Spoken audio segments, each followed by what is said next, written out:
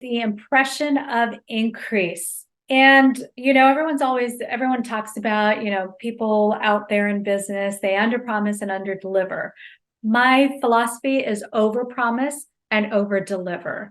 We want to leave everyone better than we found them. We want to give more than we receive or get from other people. We want to leave that impression of increase everywhere we go, meaning, did you leave someone with a smile on their face? That clerk that helped you at the grocery store, did that person leave a better person after coming in contact with you?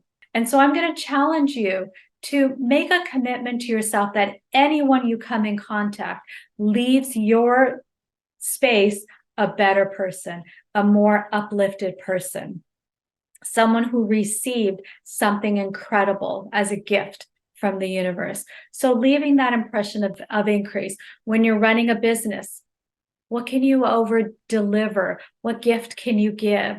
What extra thing can you provide that gives more than what you promised or what you've said you were going to do or what's even expected?